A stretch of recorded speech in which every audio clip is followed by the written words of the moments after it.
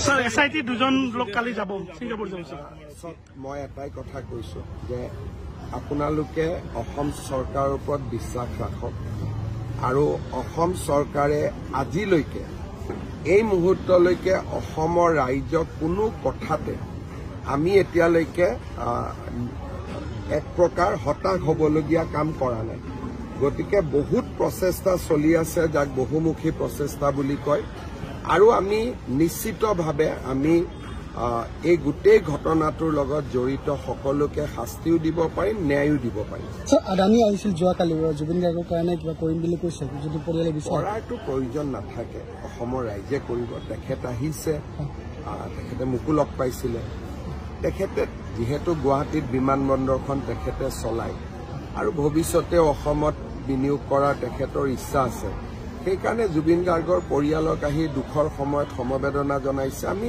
সিমানতে আমি আনন্দিত আমাকতো টকা পইচাৰ প্ৰয়োজন নাই স্যাৰ এসআইটি দুজন লোক কালি যাব সিঙ্গাপুৰ যাইছে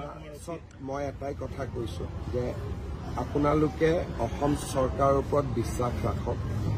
আৰু অসম চৰকাৰে আজিলৈকে এই মুহূৰ্তলৈকে অসমৰ ৰাইজক কোনো কথাতে আমি এতিয়ালৈকে এক প্ৰকাৰ হতাশ হ'বলগীয়া কাম কৰা নাই গতিকে বহুত প্ৰচেষ্টা চলি আছে যাক বহুমুখী প্ৰচেষ্টা বুলি কয় আৰু আমি নিশ্চিতভাৱে আমি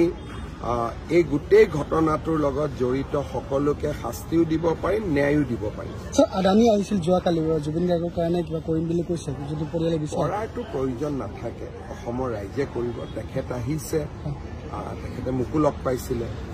তেখেতে যেহেতু গুৱাহাটীত বিমানবন্দৰখন তেখেতে চলায়